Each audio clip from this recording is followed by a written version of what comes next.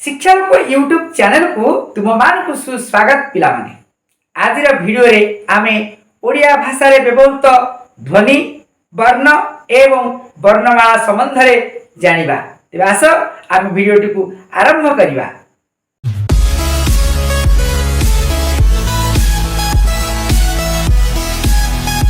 पिला माने आमे बे देखिबा ध्वनि। ए ध्वनि काहे कहबा ना प्रकृति राज्य रे आमर अहर माने सबु समय विभिन्न प्रकार नाद बा शब्दर उत्पत्ति होई थाए। से नाद बा शब्द को आमर कहा जाय पिला माने ध्वनि। आ ए ध्वनिटा होची भाषार मूल उपादान जहा कि साधारणतः उच्चारित हिसाब रे आमे ताकू ग्रहण करिबा। विशेष करी आमे प्रकृति राज्य कोन देखुचे ना गोटियाला पवनर सु सु शब्द जेते बेले कला हंडिया मेघ घोटी आसिकी पवन बहे सु सु कर्जन करे सेटा गोटे प्रकार ध्वनि। ता होची प्रकृति राज्य रे सृष्टि। ता सहित नदीर कुळुकुळु नाद झरणार झरझर नाद ये सब होची प्रकृति राज्य रे सृष्ट नाद बा शब्द जहा कि हमें कहबा ध्वनि। तेणु मोट उपरे हमर तेले भाषा को पळे आसे ओडिया भाषा रे हम ध्वनि व्यवहार करि थाउ सेते थाए कोन ना मनुष्यर तुंडरे अर्थपूर्ण भाव रे उच्चारित नाद शब्द को आमे कहबा ध्वनि। पिला माने ए जो ध्वनि रो लिपन रूप को हमर कहा जाय लिपि। साधारणतः ध्वनि हमर प्रकृति राज्य आगुरु चलुथिला एबे मध्य अहरह चलीछि। तापर पिला माने आमे देखिबा कोन ना ता होछि वर्ण। कोन वर्ण ना एटा होछि लिखन रूप। जो ध्वनिटा को आमे कथित आकारे उच्चारण करूथिले ताहाकु जते लेखा कर देबा लिखि दबा से आसी जीव वर्ण। तेनु वर्ण काहु कहबा ना वर्ण होची ध्वनि मानकर लिखित रूप। एई वर्णर अन्य नाम होची पिला माने अक्षर एवं लिपि मध्य कहा जाय। ठीक अछि। तो आमे देखिबा ओडिया भाषा रे हमर वर्ण केते प्रकार आ कोन कोन ता विषय हम टी जानिबा। देखो वर्ण साधारणतः होची 50 टी।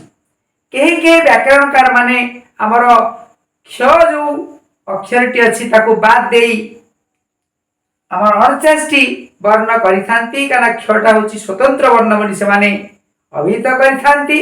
पिला माने जेहेतु क्षर व्यवहार कराउछि हमर ओडिया शब्द रे बा ओडिया भाषा रे तेनु आमे काहे किबा ताको बाद दबा। तेनु क्षटा को आमे निश्चित भाव रे मोर मतरे ताको आमे वर्ण हिसाब रे ग्रहण करिबा। तो मोट 50 टी वर्ण एवं से 50 टी वर्णर 41 टी पिला माने अछि ध्वनि। 50 वर्णर 41 ध्वनि। सेई वर्ण को हमर दी भाग में कराइछि।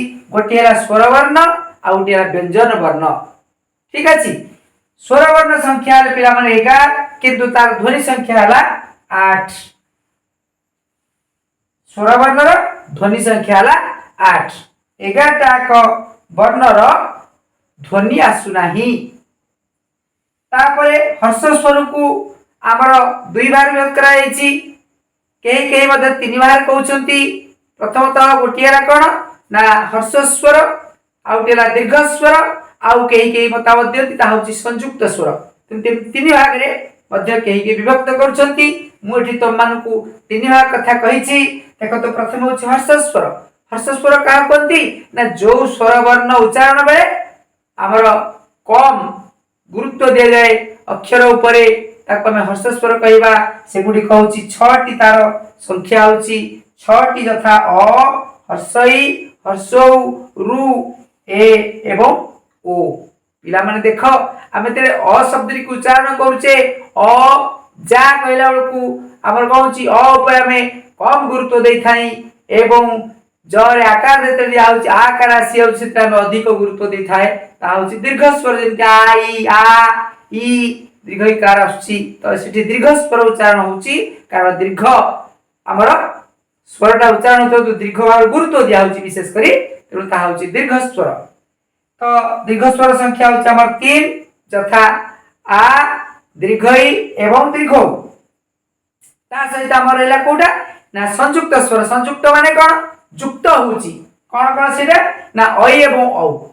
ऐ अ एवं हर्षईकार मिसिक हर्षई अ एवं हर्षई मिसिकरी ऐ एवं औ हैला अ एवं उ मिसिकरी हमर होउची हर्षौ ए सरी औ औ तेणु आमे ऐ एवं औ ए दुईटी को आमे संयुक्त वर्ण हिसाब रे ग्रहण करिबा। पिला मन देखंतु एपट को आमे से व्यंजन वर्ण से व्यंजन वर्ण काउ कहिबा ना जेउ वर्ण स्वर वर्ण रो सहाय्य रे ओडिया भाषा रे कोन व्यवहृत होता है ताहा आमे कहिबा व्यंजन वर्ण। ओडिया भाषा रे हमर व्यंजन वर्ण को दी भाग रे व्यक्त करा जाईची एवं ए व्यंजन वर्ण मोट होउची पिला माने 39 टी किंतु तार ध्वनि होउची 33 टी। ठीक अछि ए जो व्यंजन वर्ण आसिला ताहा होउची दुई बार व्यक्त करा आईची ताहा होउची कोन कोन ना वर्गीय व्यंजन। वर्गीय व्यंजन संख्या ले केतुडी ना 25 टी। हमर क वर्ग च वर्ग ट वर्ग त वर्ग और प वर्ग जोटा कि हम कहउचे क च ट त प ख छ ठ त प ग ज ड़ द ब घ ज ड़ ध ब और व न्य ण न म। ए जो वर्ग पांचटिया का में देखिले ए पांचटी वर्ग उत्पत्ति अनुसार तार वर्गीकरण करा जाईछि। जेमिति क वर्ग कहिले हमर कंठ वर्ग कहना क उच्चारण देखंतु क ख ग घ म तो हमर कंठ वर्ग रु ता उच्चारण होउछि तेनु सेरो हम कहबा कंठ वर्ग। तापरे क च आसिले च तालव्य वर्ग च छ ज झ न्य ता होउछि तालव्य वर्ग। क च ट ट होउछि मूर्धन्य वर्ण ट ठ ड ढ ण। तापरे त होउछि दंत्य वर्ण त थ द ध न। हम कहला बेले पिला माने देखो नटा हमर दे दांतोटी हमर लागु दीटा के दांत करा हम जे त कहबा देखिबा दांत को छाडी के हम केबेल त कहि परबेनी त थ द ध न। हम कहला बेले हम दांतर संस्पर्श रे आसुथिबा कारण रे होउची दंत्य वर्ण एवं प फ ब भ म ताहा होउची ओष्ठ्य वर्ण कारण ताहा ओष्ठर संस्पर्श रे आसुची। एवं ए व्यंजन वर्ण रो जो पंचम वर्ण होउची म न्य न ताको और कहा जाय अनुनासिक वर्ण कारण एहा वर्णना बने उच्चारण बेले हमर कहबे नासिका पथ दे उष्मता निर्गत होइता है तेनु एहा को हमें उष्म वर्ण बोली कहिबा। ठीक अछि तापर पिला माने देखिबा अवर्गीय वर्ण। अवर्गीय कोन जेहेतु ताहा वर्ग भितरे नाही ताहा होची अवर्गीय वर्ण। ए अवर्गीय वर्ण संख्या होची 14 टी। सेही 14 अवर्गीय वर्ण को हमर मुख्यतः तीन भाग रे व्यक्त करा जाईछि। गुटी हैला उष्म वर्ण जोटा कि तालवेश तालवेश तालव्यस मुध्यस दंतेश एवं आउट हैला ह जहा कि हमर जते बेला हम ताकू कहि थाई सेते हम कोन पाटी रे उष्मता बाहर थाई। हम देखो कहला बेले तालवेश मुध्यस एई जगह रे हम उष्मता स्पर्श करूची तुम ताकू उष्म वर्ण बोली कहा जाय। ता सहित आसला आश्रित वर्ण। आश्रित वर्ण कोन पिला माने जो वर्ण अन्य वर्ण को आश्रय करिकरी हमर ओडिया भाषा रे व्यवहार करा जाय ताहा उच्चारित वर्ण जोटा कि हमर तीनोटी आश्रित वर्ण बा अजोग बाह वर्ण मध्य ताकू कहा जाय। से अजोग बाह वर्ण होची कोन ना अनुसार विसर्ग एवं चंद्रबिंदु जहा को हमें साधारण भाव रे बा मुक्त भाव रे व्यवहार करिबा नाही।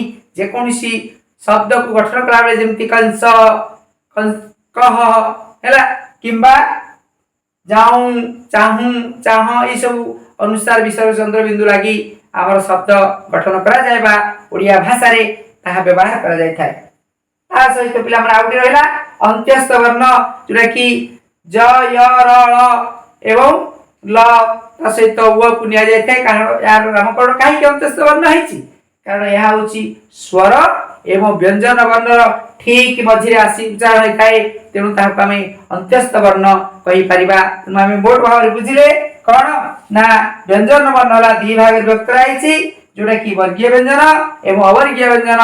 वर्गीय व्यंजन संख्या हला 25 अवर्गीय व्यंजन संख्या हला 14। तापरे हम अवर्गीय व्यंजन को नै गेले तीन भाग रे व्यक्त होछि उडे उष्म वर्ण उडे आश्रित वर्ण आ उडे अंत्यस्थ वर्ण। ए हला हमर वर्गीय व्यंजन रो ए व्यंजन वर्ण रो एहा होछि कोन विभागीकरण। तापर पिला नाम देखिबा वर्णमाला।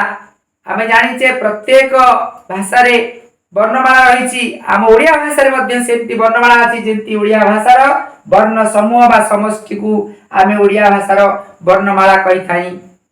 या माला जेमति माला सदृश थाए सेमति मालाट्रे जेमति कोन विभिन्न प्रकार फूल लाइक होइता सेमति शब्द गुडी को क्रम अनुसार थाए। हमर इंग्रजी भाषा रे हम पढिछि 26 टा लेटर रहिछि सेमति ओडिया भाषा रे हमर 50 टी वर्ण देखिया को पाई थाई। तापर पिला मन रहला लिपि जोरा कि म पूर्वरु कहिथिली जे हमर ध्वनि रो लिपन रूप होछि लिपि।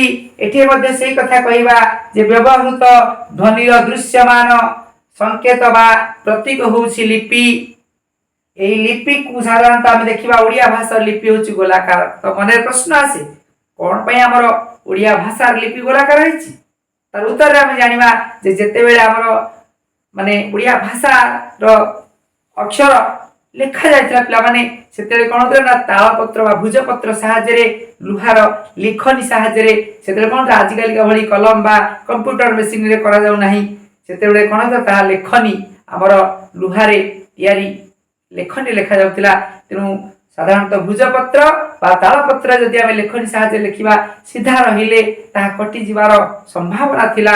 एनु गोलाकार करा जायतिला हमर ओडिया भाषार लिपि को। तेनु आज आमे आलोचना कले विशेष करी ध्वनि वर्ण एवं वर्णमाला ता सहित लिपि एसो पिला माने हमर परीक्षा रे निश्चित आसीबो। तुम माने याकु टिके अभ्यास करिवो। देखो ए सब निहाती आवश्यक कारण आमे जोडे ओडिया हिसाब रे ए सब हमर निहाती आवश्यक जानिबार अछि। कारण जते बेले ओडिया हिसाब जोडे के प्रश्न कर दे हमकु जे तुमर भाषा रे मोट अक्षर संख्या बा वर्ण संख्या केते आमे सठिक उत्तर दबार अछि। नचेत ओडिया भाषा प्रति यह अपमान हो पारे कि। तेणु आम निश्चित भाव में वीडियो टी देखला ताकू मन रखा बारंबार अभ्यास करवा एवं आवश्यक समय सठिक उत्तर देवा। धन्यवाद।